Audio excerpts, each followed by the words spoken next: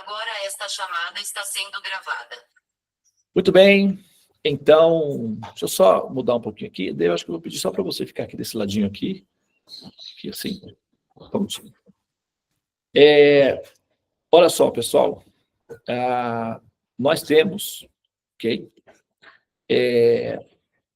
Uma atividade em andamento. Né? Nós somos a SEVA, né? A Sociedade de Estudos Védicos, né? Avançados, que significa que nós temos, né, como proposta a tornar acessível um tipo de conhecimento que não está disponível ainda, ou pelo menos que, de um modo geral, nós humanos não temos acesso de maneira comum. Tá? Então, esses conhecimentos, eles são conhecimentos bastante qualificados e requer um tipo de tecnologia de informação que não está disponível ainda de forma acessível aos seres humanos de modo geral. Tá? E essa adaptação a esses conhecimentos exige que as pessoas interessadas, ou pelo menos predispostas a ouvir sobre esses conhecimentos, possam compreender inicialmente que a logística da criação ela é feita de uma maneira inteligente, racional e com um projeto de médio e longo prazo. Tá?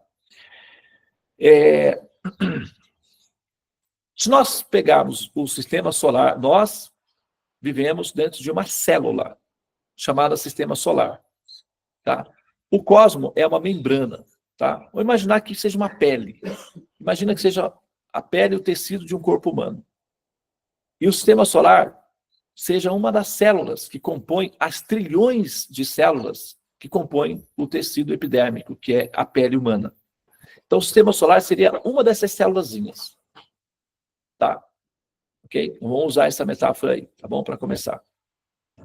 Agora, como é que funciona uma célula? Vamos voltar lá no ginásio.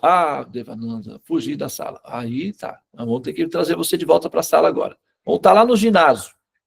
Ok?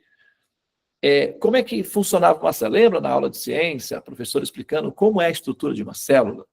É assim. Você tem a mitocôndria, que é lá o lugar onde ficam, né, os DNAs. O DNA, tá? As correntinhas de DNA. Tem aquele reservatóriozinho. Aí você tem uma membranazinha que é uma reserva de gordura. E aí você tem a parte externa que protege o interior da célula. Então, numa célula, você tem o núcleo da célula, e você tem o centro da célula. São coisas aparentemente iguais, mas não são diferentes. O núcleo de uma célula não é necessariamente o centro da célula. Tá? Como é que funciona isso? Por exemplo, o sistema solar, qual é o centro do sistema solar? O centro do sistema solar é o Sol. Ele é o centro do sistema solar. Porém, o núcleo do sistema solar é a Terra. Tá? O Sol é apenas o centro do sistema solar. Ele é a reserva de gordura, é a reserva de energia, é o que alimenta a célula. Mas o que dá sentido a essa célula, o que faz essa célula ser, assim, relevante para o nosso contexto, é o núcleo da célula, que é onde está, vamos dizer, o registro da vida, o DNA, que é a Terra. Então, a Terra é o núcleo do sistema solar. O Sol é apenas, somente o centro. E o núcleo da célula é muito mais importante do que o centro da célula. Tá? É por isso que o sistema de astrologia apresenta a Terra como ponto central. A interpretação de que o Sol é o centro é uma questão astronômica e procede. Entretanto, do ponto de vista metafísico, não procede. O centro é a Terra. Entendeu? Muito bem. Então, agora vamos lá. Porque, veja bem, olha só. Tem um Sol que chama-se estrela polaris. Imagina uma formiguinha. Imagina um elefante. Coloca uma formiguinha, uma baratinha, para ficar mais fácil. Vai. Pega uma baratinha e coloca do lado de um elefante. Ah, mas Fernando, eu não gosto de barata. Põe uma formiguinha, põe um besorrinho, põe um passarinho, o que você quiser. Do lado de um elefante. Tá? A proporção é bem significativa. Agora, você pega o Sol, o nosso Sol. O nosso Sol é uma estrela de quinta grandeza, na escala astronômica. Tá? Você pega o nosso Sol e coloca ao lado da estrela Polaris. O nosso Sol seria o equivalente da formiguinha ou da baratinha. E a estrela Polaris seria o equivalente do elefante. Tem estrelas no universo que fazem o nosso Sol, assim, fazer, tipo, ficar humilde. Tá? O nosso Sol é pequenininho. Ele é fofinho, ele é um bebezinho, na verdade, em relação a outros sóis que tem por aí. Agora, o que acontece?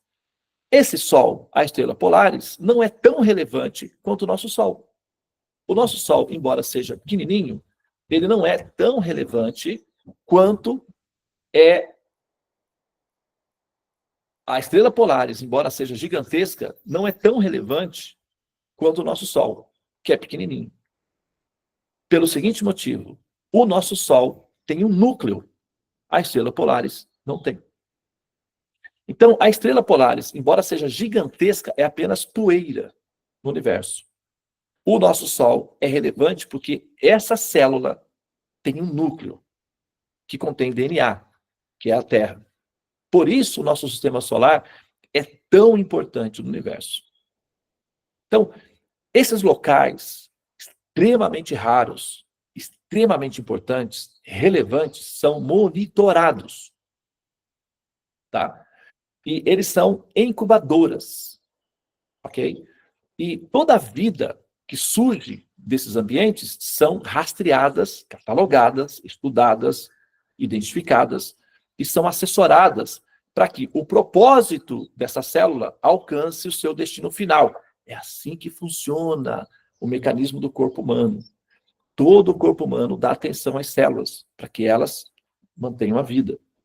O universo, ele é projetado para dar atenção a esses sistemas solares onde existem núcleos. E a Terra é um núcleo de uma das células. Existem outras células. A Terra não é a única, o sistema solar não é a única célula do tecido. Assim como você não tem apenas uma célula no corpo. O universo tem muitas trilhões de células. E muitas delas possuem núcleos como a Terra. Alguns são mais desenvolvidos, outros são menos, mas tem muitos outros núcleos por aí, tá? Todos esses centros de produção de vida, eles são monitorados. E qual é a função disso? É estimular que a vida que surge nesses ambientes gradue-se paulatinamente até alcançarem as condições de serem emancipadas como cidadãos da civilização que controla o universo. Assim como, por exemplo, imagina que nós somos parte de um governo aqui, administramos o Brasil, tá? E eu sou o presidente do Brasil, digamos, tá? E nós, de repente, vocês são um grupo de cientistas e identificaram uma tribo ou uma comunidade de pessoas que habitam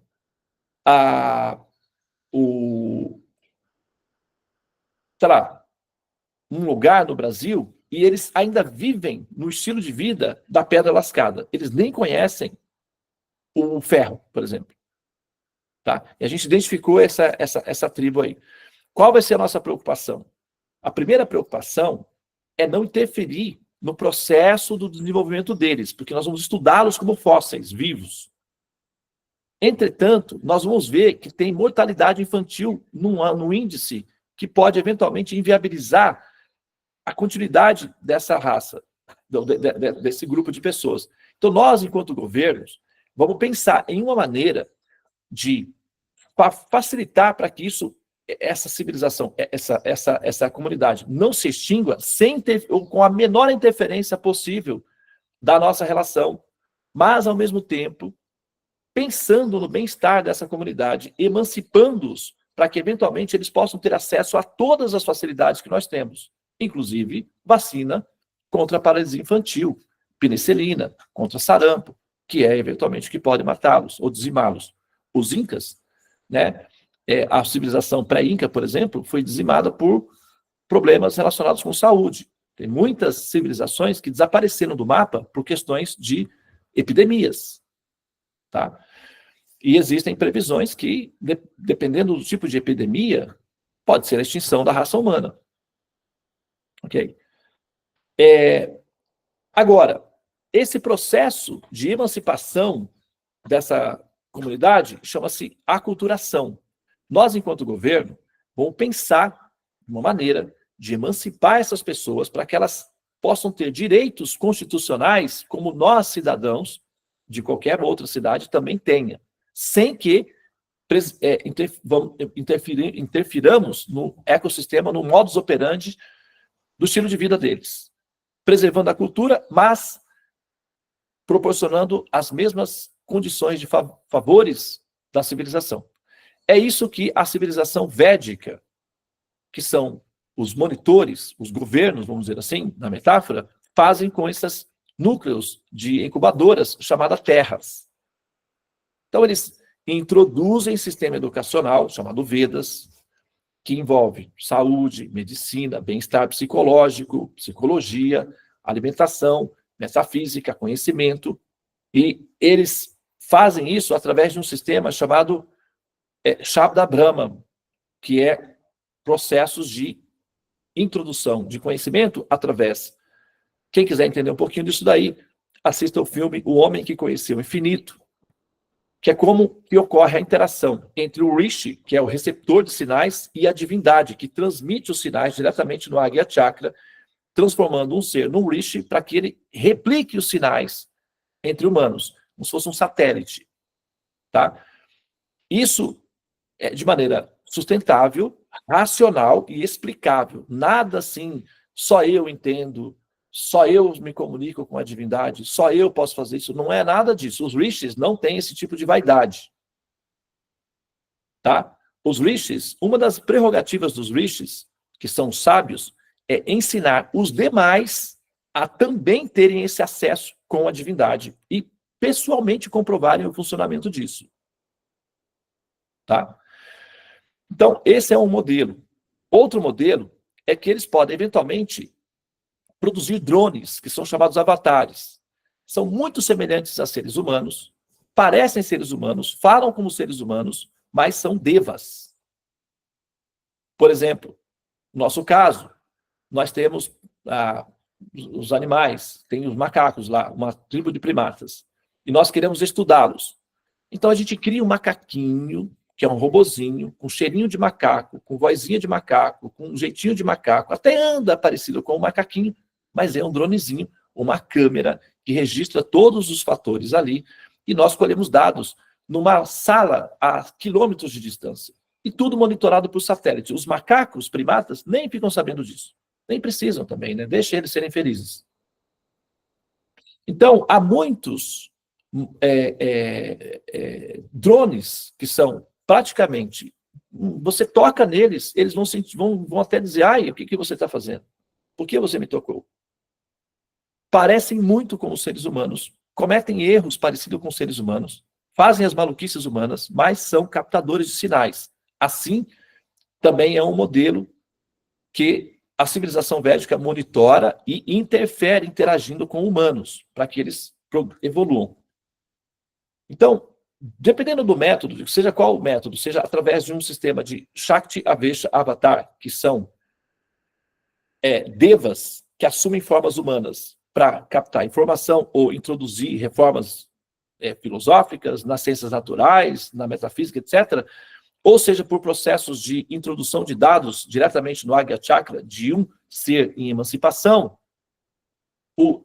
a civilização védica interfere no processo educacional dos humanos, elevando-os à condição para que eles tenham condições de se tornarem cidadãos, ou cidadãos, né? Cidadãos da civilização védica, ou seja, habitantes dos planetas celestiais, onde a crítica, se Deus é bom, porque o mal existe, não haverá. Só um minutinho, pessoal. Deixa eu só resolver uma coisa aqui.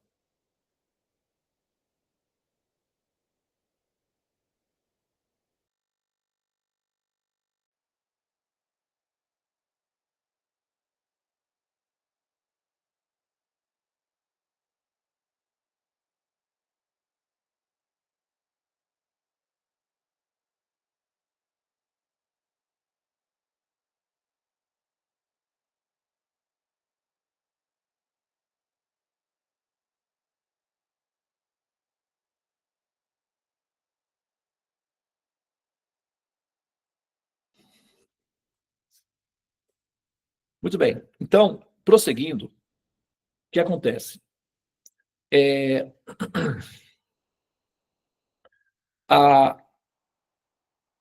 Com base nessa informação, agora eu vou entrar no tema da astrologia. Tá? O que acontece?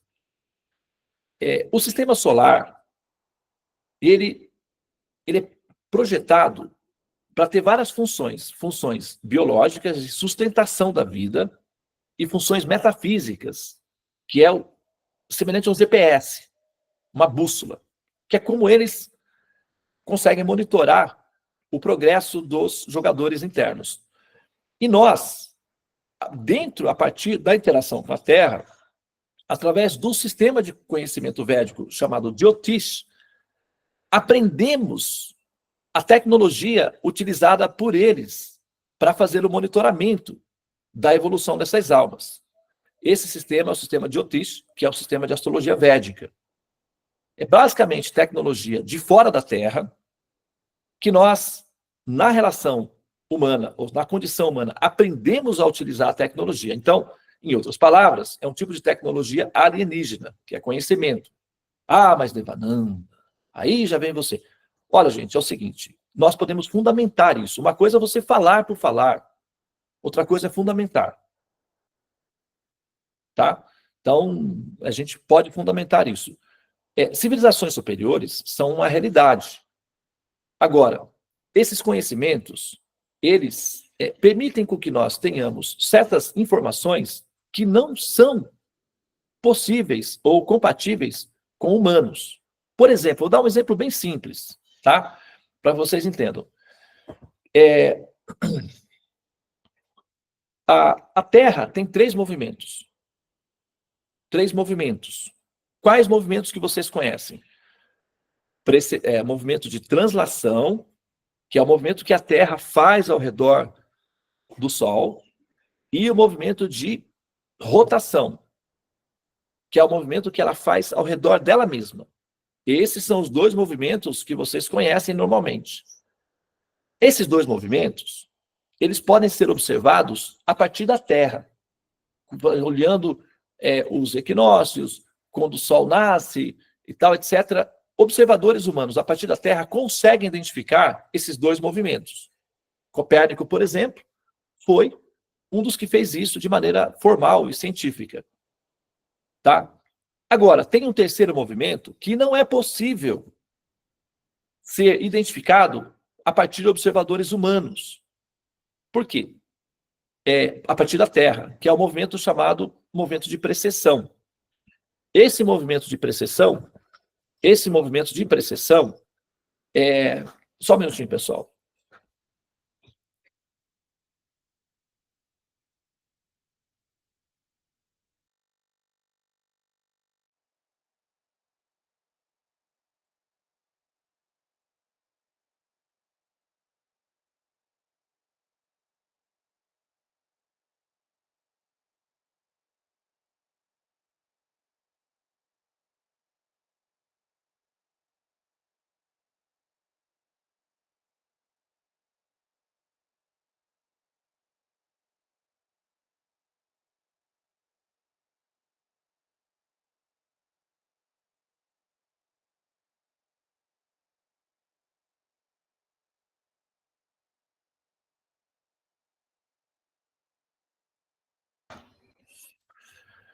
Muito bem, pessoal, prosseguindo. O movimento de precessão da Terra,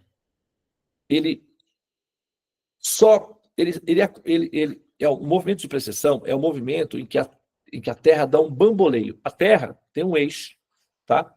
Imagina que isso aqui seja a Terra, isso aqui é o eixo. A Terra não tem um eixo que é uma vertical absoluta, tá? Ela tem uma leve inclinaçãozinha de 8 graus. Então, ela faz um movimento de precessão, que é um movimento tipo um bamboleio, tá? Que ela faz assim, ó. Sabe o peão, quando você joga o peãozinho, ele fica girando, e aí quando ele está perdendo a força, ele faz aquele bamboleio. Esse bamboleio, a Terra faz.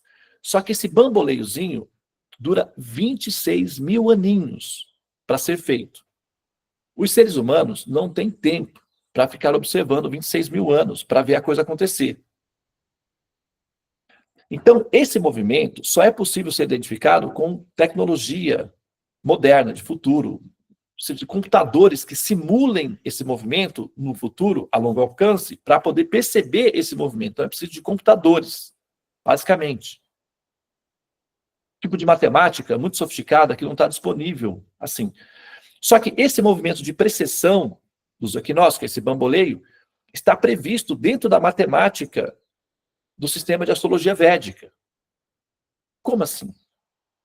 Então, seres humanos não têm essa informação. Essa informação, ela vem, se você está de fora da Terra, com tecnologia que rastreia a Terra e projeta no futuro o movimento que ela está fazendo, aí você consegue, por simulação, identificar esse movimento no futuro, que são 26 mil anos. Então, esse simples detalhe indica que esse conhecimento não é da Terra, é de alguém que está de fora da Terra, com tecnologia de futuro, e consegue informar isso para aqueles que estão na Terra, para o benefício deles, como o GPS, para eles entenderem a localização de onde estão. Como é que funciona o mecanismo deles. Essas informações estão presentes dentro do contexto da cultura védica, do conhecimento védico, que é o movimento de precessão. Por isso que o mapa de vocês muda quando faz o mapa védico. Porque nós corrigimos a falha matemática que está presente nos cálculos tropicais, que são baseados nos equinócios, e desconsidera o valor matemático da precessão. Então, nós introduzimos o valor matemático da precessão e reorganizamos o mapa e colocamos ele na posição certa. É tipo um GPS de precisão. Não há falhas. Você vai exatamente onde você quer chegar. Então, é uma bússola de alta precisão. E esse conhecimento já estava disponível para os humanos há mais de 5 mil anos atrás, quando os seres humanos nem sequer imaginavam que poderia haver o movimento de rotação, de translação, o que se falar do de precessão. Esses conhecimentos não são produzidos na Terra. Eles são trazidos de fora e introduzidos para o benefício dos seres humanos, como uma bússola de direção. Isso é na astronomia, na matemática, na filosofia, na alimentação, no sistema de psicologia pragmática, que é o sistema de yoga. Em todos os ramos do conhecimento védico, ele tem traços de futuro. E quem tem olhos para ver, verá. Agora, o sistema de... Como o sistema solar ele é projetado, ele tem as funções metafísicas, as funções, como eu falei, estruturais, é para manter a vida. As funções metafísicas é para amadurecer as consciências que metabolizam nessa incubadora chamada Terra. E a posição dos planetas são uma espécie de bússola que nós utilizamos para identificar a qualidade da alma que está vivendo na Terra. Ok? Por exemplo, imagina que você é diretora de uma escola. E eu vou levar o meu filho para se matricular na sua escola. Você é uma pedagoga. Então você tem uma certa experiência com crianças e tal, idade, aquela coisa toda. Eu chego na escola e você é diretora. Você pergunta para mim. Você não pergunta o nome do seu filho, do meu filho. Você pergunta, quantos anos ele tem? Só isso. Eu digo, ele tem 12 anos. Muito bem. Só com essa informação, você já sabe, possivelmente, a probabilidade, em termos de probabilidade de 0 a 100, vamos colocar aí um 80%. Você já sabe em que sala ele está, que tipo de aprendizagem ele está tendo no momento, quais são as dificuldades que ele costuma ter, quem serão os professores dele, que tipo de amigos ele vai ter e quais serão os problemas que ele pode ter na relação com esses amigos e como você vai aplicar um sistema para que ele passe dessa fase que ele está para a próxima. Por quê? Com 12 anos de idade, você, como pedagoga, vai calcular. Normalmente, quinta série ou sexta série. É adolescente. Né? É uma fase em que os hormônios estão à flor da pele e tal. Então, está aprendendo em geografia isso, em história aquilo, em matemática isso tal. Você já tem um universo de informações somente com a idade da criança. Não precisa falar o nome, absolutamente nada. Só a idade. E idade significa o quê? Matemática. É assim ou não é? Se você está grávida, você chega no consultório médico, o médico vai perguntar para você: mãe, você está de quantas semanas? Ah, eu estou de tantas semanas. Então, o médico já sabe qual órgão está sendo formado no bebê, quais são as dificuldades comuns que o bebê nessa fase tem, que tipo de sintomas você está tendo como mãe. O médico sabe todas essas informações somente baseado num valor matemático. Nada mais. Então, a experiência do conhecimento pode produzir informação codificada. Isso chama-se matemática. Os planetas, as bolinhas no céu, eles são como o código de Braille, sabe? Quando você tem as bolinhas e você passa a mão nas bolinhas e você sabe o que significa, assim são os planetas para nós. Eu vou falar uma coisa um pouco chocante para vocês aqui. Eu, como astrólogo, ou como ser humano, como livre pensador, não como astrólogo, como um livre pensador, se tivesse que acreditar que uma bola de gás, porque Saturno é uma bola de gás, se a gente pegar o planeta Saturno e colocar em cima da Terra, no oceano, ele flutua, é igual um balão cheio de ar. Saturno é uma bola de gás. Se eu, como livre pensador, tivesse que realmente acreditar que uma bola de gás na borda do sistema solar interfere na minha vida, eu nunca seria astrólogo, porque eu não acredito absolutamente nisso. Não tem como acreditar nisso. É irracional pensar assim. Eu não penso isso. Não pensem que eu penso isso, porque eu não penso, e acho muito tolo, infantil, de certa forma. Tudo bem, é funcional, é lúdico, é metafórico, é mitológico, é uma linguagem para crianças. Mas não é assim que funciona. Tá? Os planetas, eles são codificações matemáticas. O que nós fazemos é rastrear os dados de informação por detrás dessa matemática. E a gente tem informação do que está acontecendo aqui com a pessoa. Isso é um tipo de tecnologia de futuro. Agora a gente conta histórias que ele veio, subiu no cavalo e lutou com o gavião e tal, aquela coisa toda. Porque isso é mitológico. É como ensina-se coisas para crianças. E a gente utiliza esse recurso também, porque afinal de contas tem muitas crianças aprendendo. Tá tudo bem. Mas quando nós falamos entre adultos, a linguagem muda. E eu estou falando SEVA, Sociedade de Estudos Védicos Avançados. Então, é um tipo de linguagem para adultos. Eu sei que dá um pouco de trabalho de se adaptar, mas evolução é isso aí, é adaptação. Tá? Então, esse ano que vem agora, se a gente pegar a configuração, né, do ano 2025, nós temos 2, 2. Tá? E nós temos um 0 e temos um 5. Ok? 2025. 2, se a gente, o 0 é uma espécie de isolante, é como uma fita isolante, que ao mesmo tempo separa os dois valores e une ao mesmo tempo. Tá?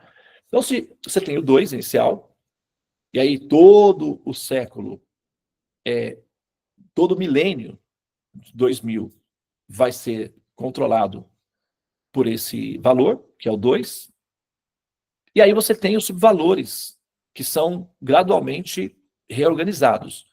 Nós temos agora 25, 2 e 5, dá 7. Tá? O 2, que é o geral, que é o presidente geral para essa administração durante 1000 anos, se refere à Lua. Então, quem predomina nesse milênio, o presidente geral, é feminino, é a Lua. Vocês não sabiam, né? Mas é assim.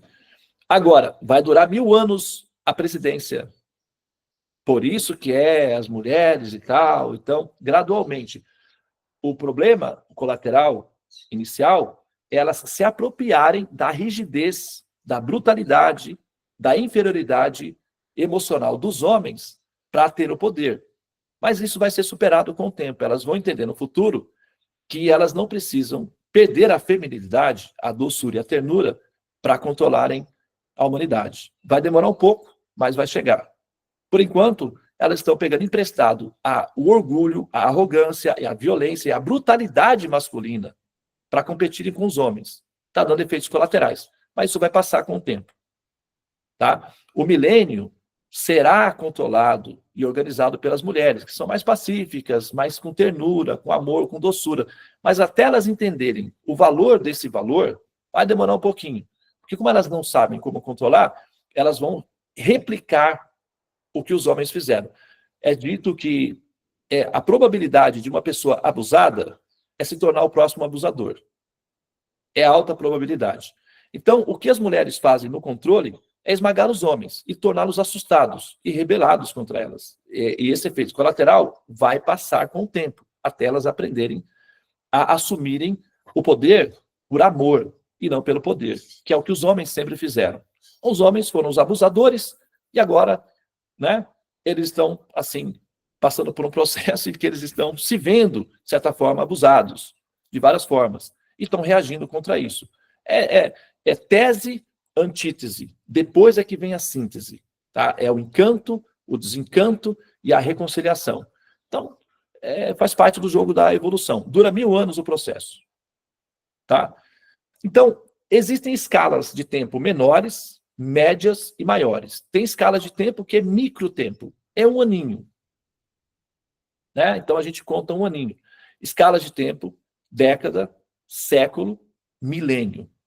Nós, olhando na lentezinha do micro, nós estamos no 2025. O 2 significa a lua maternal, bhakti, devoção, amor, imaginação, por incrível que pareça, inteligência, porque a inteligência científica depende da imaginação. O professor Einstein disse que ciência é 80% imaginação, 20% cálculos matemáticos. Tá? Para justificar a imaginação. Ok? Então, bhakti, ternura, assim, relações estáveis com base no amor, isso são características do número 2, que significa a lua ou mãe. Depois nós temos mais o isolante, que é o 0, e aí volta novamente 2. E o 5. O 5 é o Mercúrio. Quando a Lua e o Mercúrio se encontram, não é muito bom do ponto de vista do Mercúrio. O Mercúrio é muito rápido. Ok? E o Mercúrio, ele representa a inteligência analítica, a inteligência mecânica, a inteligência logística.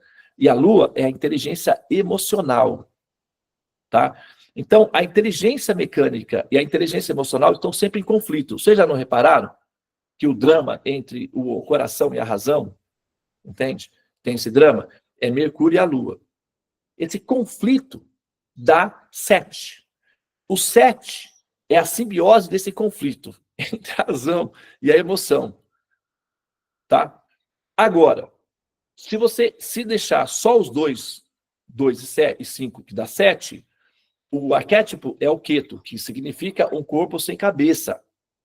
O que significa isso? Significa que o conflito entre a razão e a emoção gera uma guerra civil interna e o povo fica sem um governo definido. Então, ninguém sabe para onde vai esse país numa guerra civil. É uma guerra civil interna. Então, essa guerra civil dilacera, divide um país ou uma pessoa. O que é preciso fazer? Normalmente, num país que tem uma guerra civil, o que apazigam a guerra? Um líder forte ou então um líder político conciliador que consegue juntar as duas partes num único governo. Aí o país fica novamente na ordem. Então, o número 7 requer que a pessoa que essa pessoa dividida numa guerra civil interna, ela tenha um governo que consiga conciliar essas duas contradições aí. E para isso, o único governo capaz de juntar essas duas peças é metafísico, é transcendente. Nenhum dos dois governos consegue se entender. O emocional e o racional estão em pé de guerra. É uma guerra civil interna. Só uma autoridade superior a esses dois mecanismos é que consegue tornar os dois produtivos juntos. E esse ser, por incrível que pareça, o pessoal diz, né? Só Jesus na causa. Só Deus para salvar esse ser ou essa situação. Então a pessoa precisa de ligar-se à metafísica, ao supremo, ao absoluto. Então isso é um remédio para essas pessoas. Eu tinha uma prima, por exemplo, que ela é do número 7. E ela dava um grande problema para a família, porque ela estava sempre ansiosa e batendo cabeça. Eu fui visitar a minha família e falei para ela, filhinha, você tem alguma religião? Não tenho, não gosto de religião. Mas então faz o seguinte, ó, não precisa rezar, não precisa fazer nada. Só entra em qualquer templo, qualquer religião que você, qualquer templo, só senta, não fala nada, não reza nada. Só senta e respira. 16 vezes. Ou 12 vezes, pelo menos. Só isso, nada mais. 16 porque 1 e 6 é 7. E 12 porque dá um ciclo no zodíaco.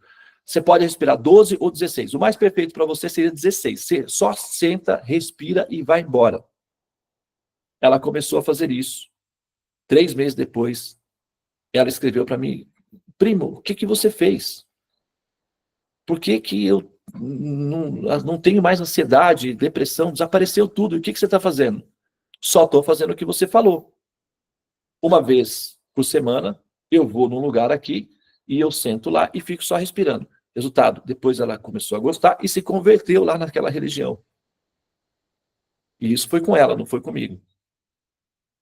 Porque ela é 7. O 7 precisa de metafísica para poder se equalizar, se equacionar. Então, 2025 é 9. A combinação geral vai dar 9. Tá?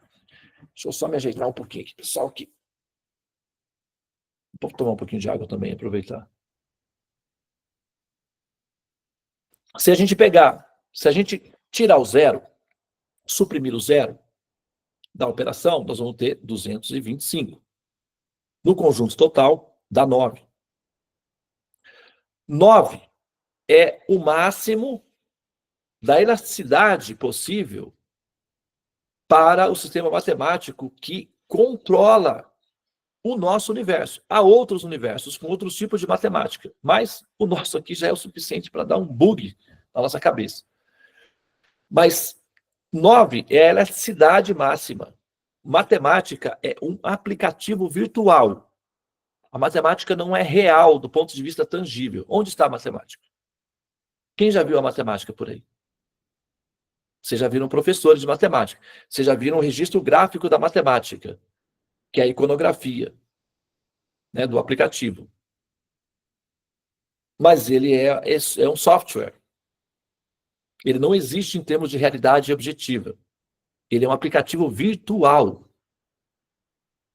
Agora, nós desenhamos para a gente ver o aplicativo. Tá?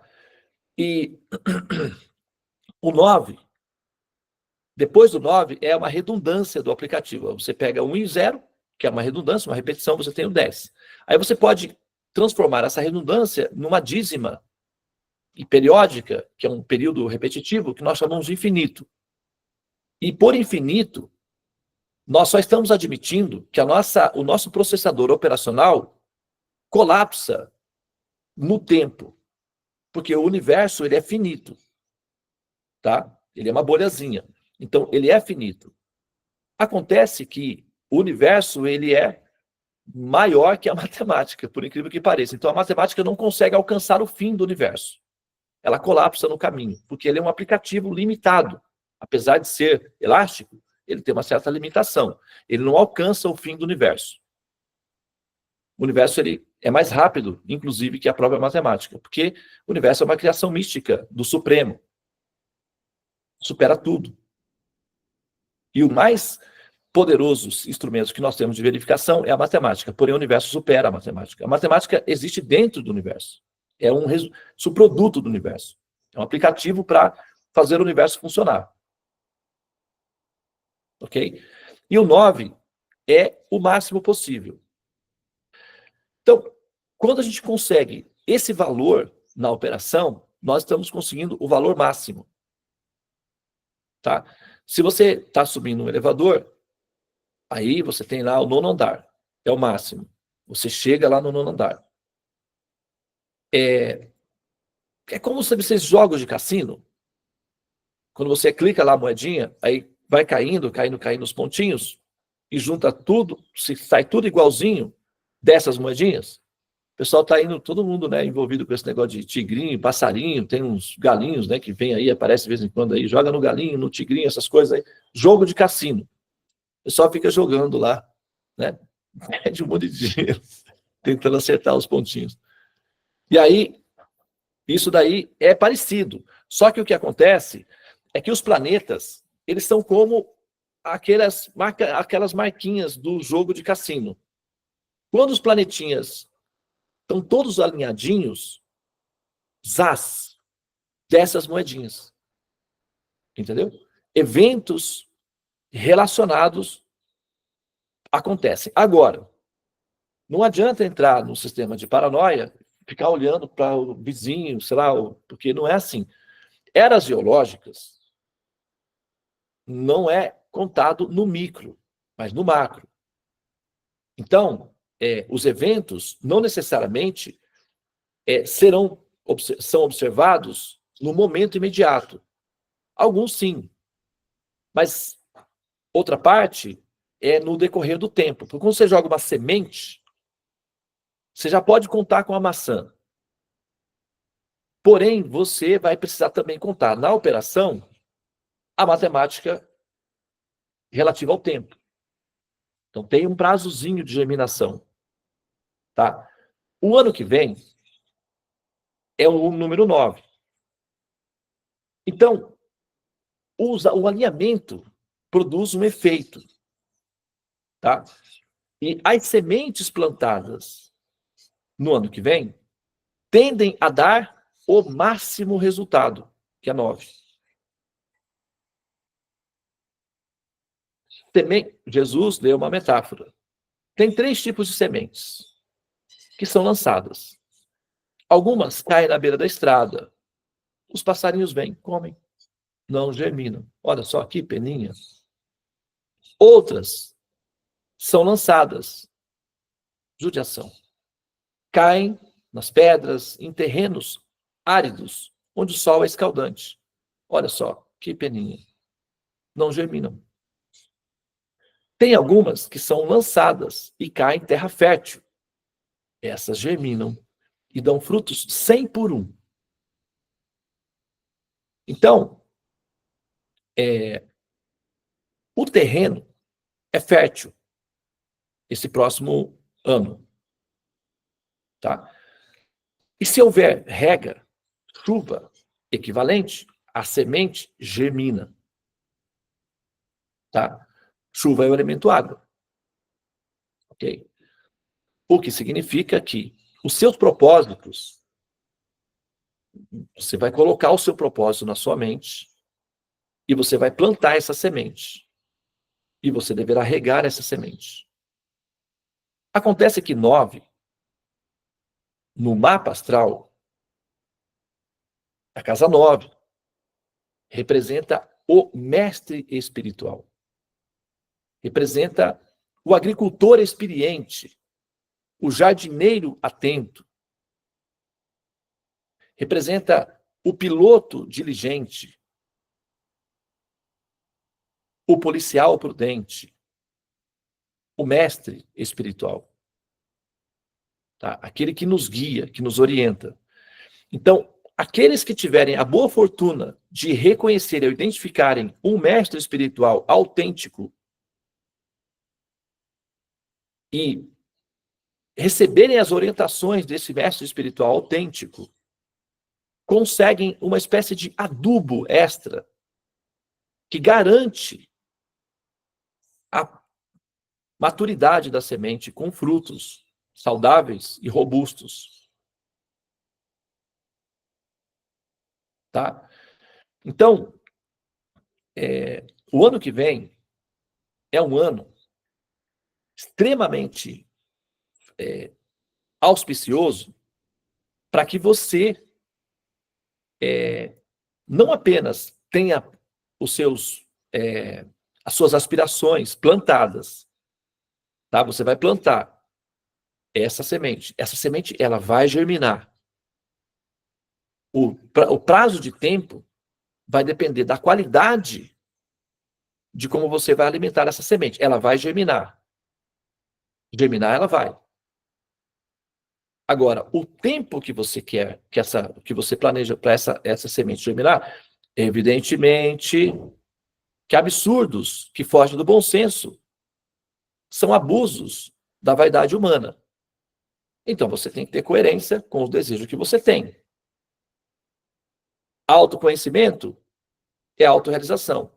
Conhecer os próprios limites também. Tá? Tudo pode ser superado em algum nível. Por exemplo, uma pessoa com problemas de deficiências físicas pode ser um atleta, mas ele não pode competir com um atleta normal. É um absurdo ele pensar dessa forma. A não ser que ele seja um jogador de xadrez. Vai usar a inteligência, mas aí ele não tem problemas. Mas se ele for uma pessoa que tiver uma falha mecânica nas pernas, ele não consegue competir com um jogador de futebol normal. Então, o bom senso faz parte do processo de alcançar os resultados.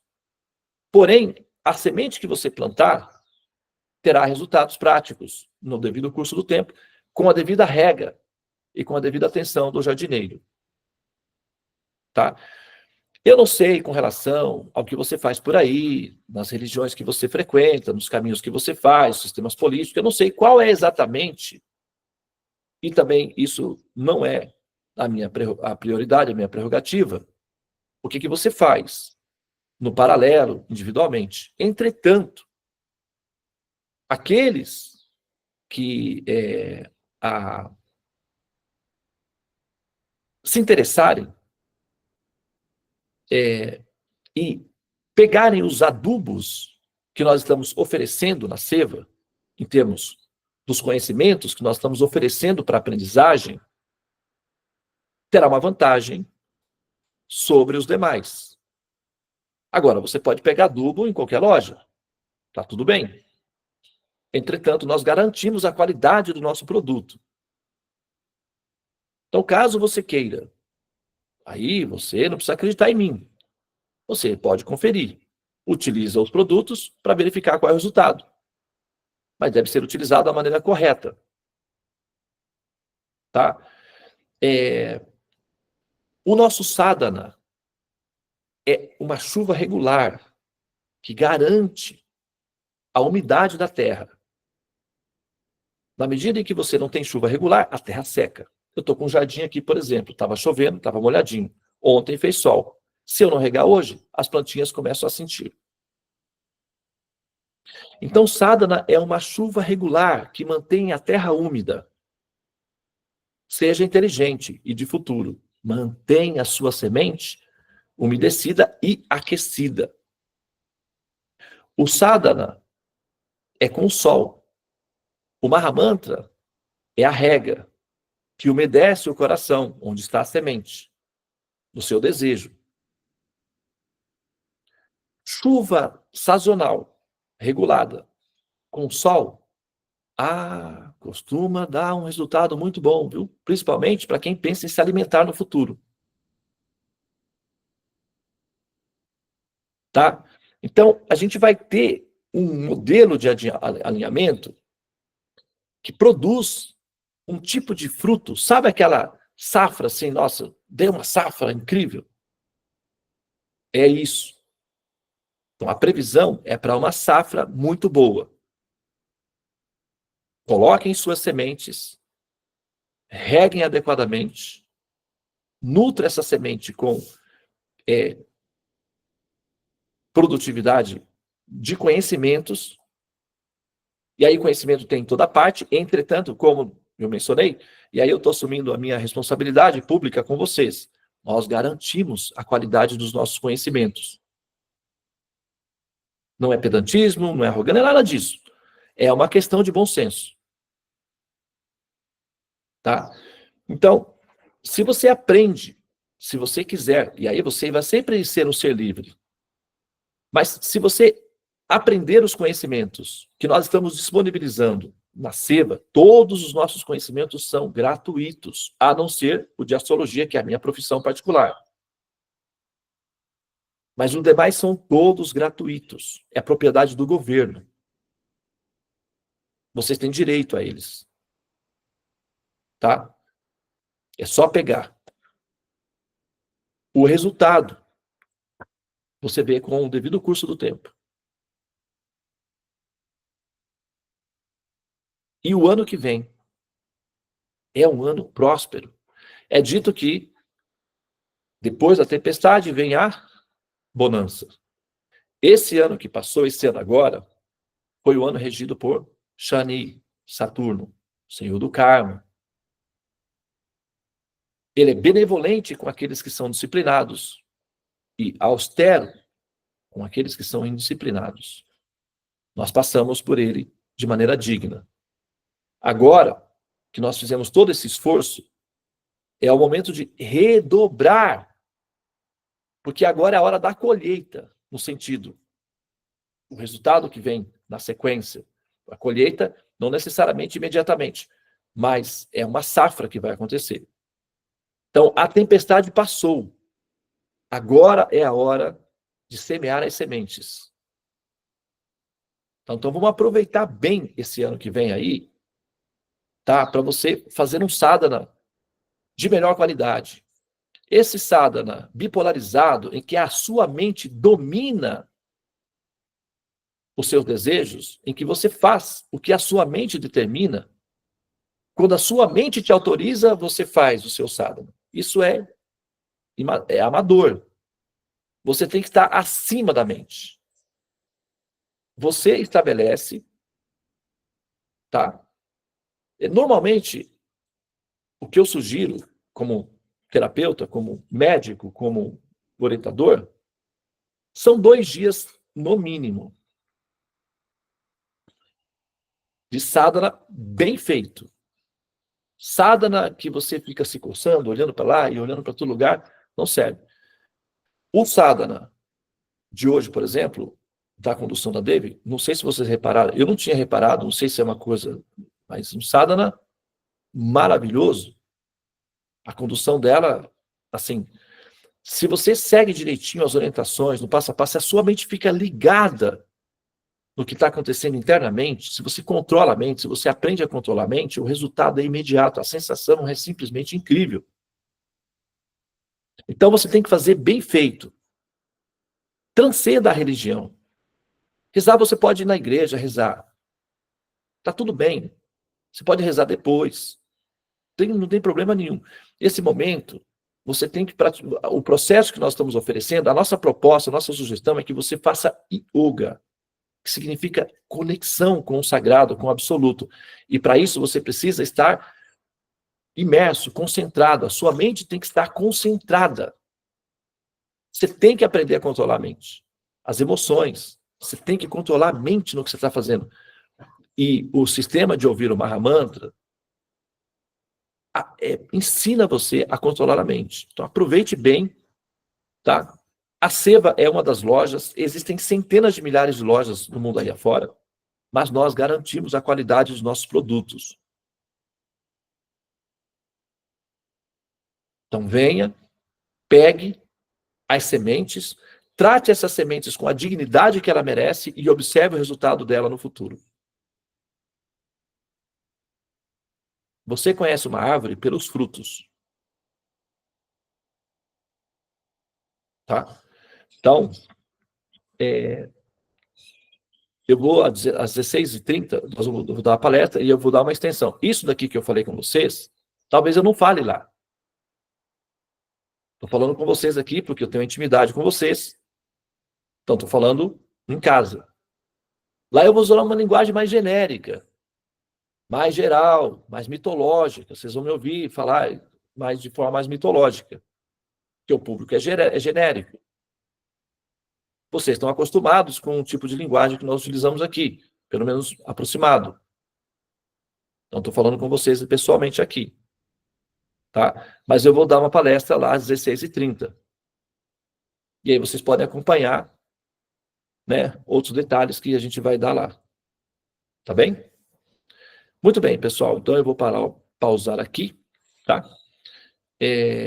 Muito obrigado, mais uma vez, pela atenção de vocês. Esse ano de 2024, nós caminhamos juntos, né?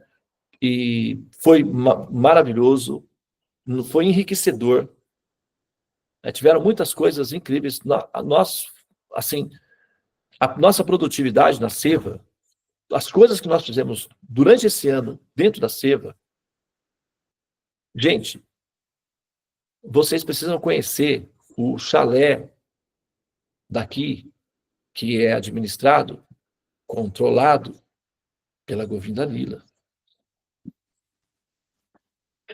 Nosso chalézinho da Seva aqui. Já tem até uma pessoa da Sala dos Mantos, né, Lila? O local aqui, Nova Gokula, nós estamos aqui, olha, num lugar paradisíaco. É simplesmente mágico. Esse lugar é mágico. É mágico. E a gente preparou esse ano um chalé muito gracioso, tem uma kitnetzinha, um lugar lindo, lindo, lindo, para você vir passar uma semana, um ciclo de 12 dias, fazer um sadhana de 12 dias, uma imersão, conhecer a Govinda Lila. Depois que vocês conhecem a Govinda Lila, vocês me substituem por ela, porque ela consegue fazer vocês rirem, e eu só faço vocês chorarem, porque tem que acordar cedo. Né? Então, é um lugar maravilhoso, e nós construímos esse chalé para vocês aproveitarem esse momento aqui, aproveitarem esse local. Nós estamos na principal comunidade védica da América Latina. É aqui onde nós moramos, temos uma casa lindíssima, com gente maravilhosa, um rio de água corrente cristalina que você pode beber, cachoeira, mata preservada, pássaros exóticos maravilhosos. E nós temos as cerimônias de fogo aqui, que acontecem no local sagrado. A Nova Gokula fica na rota do caminho da fé. Pessoas do mundo inteiro vêm fazer esse caminho com fé para visitar a nossa mãezinha ali, a Aparecida, que fica a 20 quilômetros daqui, praticamente. Nós somos vizinhos da Nossa Senhorinha Aparecida, a mãezinha, padroeira do Brasil, a queridinha de todos nós. Então, esse lugar é extremamente sagrado. Ele é divino, ele é mágico. E esse ano a gente conseguiu providenciar um lugarzinho para que vocês possam vir confortavelmente, se sentindo em casa, sendo muito bem acolhidos aqui no nosso espaço, que fica aqui na comunidade Nova Gokula. É só falar com a Devi ou diretamente com a Govinda Lila e agendar o seu período, porque a tendência é que ele, né, a gente só tem um chalezinho e uma kitnet por enquanto.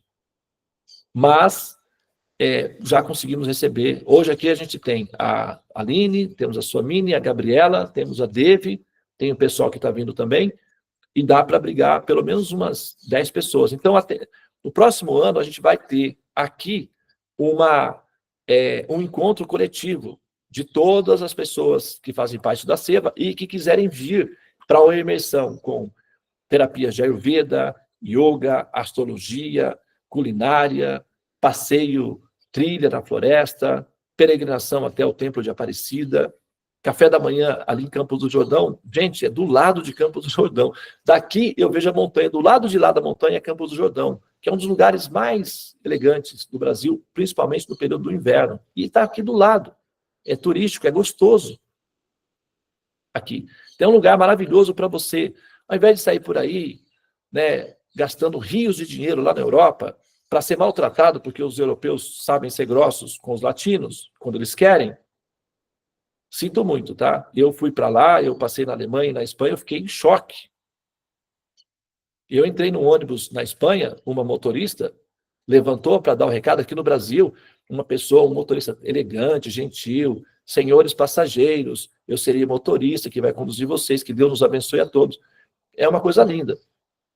a motorista do ônibus levantou e disse: vocês não estão na casa de vocês. Não pense que aqui é a casa de vocês. Se alguém comer aqui no ônibus, eu paro o ônibus e ponho para fora. Ela deve estar brincando, né? Isso deve ser uma piadinha, alguma coisa. Ela falou, entrou no ônibus e dirigiu. Eu falei: que isso? É assim mesmo? Eu perguntei para o rapaz. No, it's normal.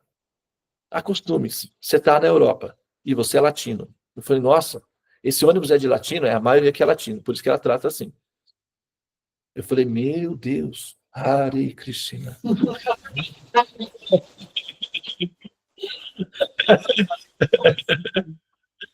Então, gente, para de gastar o seu dinheiro com os europeus, porque eles já tiram bastante da gente, e vem para a Nova Gokula, que você vai conhecer aqui um mundo mágico, delicioso, com brasileiros maravilhosos, tá? E um deles é a Govinda Lira, que vai estar esperando vocês aqui, tá bom? E comidas incríveis. Mas então é isso, tá, gente? Logo mais a gente tem a virada do ano. Parabéns a todos vocês que vão aí com as suas famílias e tal, se divertirem. A gente vai estar aqui dançando e cantando esplendorosamente aqui numa explosão de cores, de amores e de sabores. A partir das... A gente tem a virada aqui às 24 horas, tá bom? Muito bem. Mais uma vez, muito obrigado pela atenção de todos vocês, a tolerância, a resiliência de terem caminhado com a gente até aqui. Respira fundo, porque a caminhada continua, só que dessa vez vamos navegar nos mares de 2025, fator 9. Júpiter, o mestre, está presente. Então, aproveite para aprender. Hare Krishna, Krishna Krishna, Hare Hare, Hare Rama, Rama Rama, Hare Hare. Ó energia suprema, amor divina, ó Mahamantra, auspicioso libertador do ser, desperta-me, eleva-me, envolve-me, protege-me. Hariom, Shanti, Namaste, Om Tat Sat, Hare Krishna.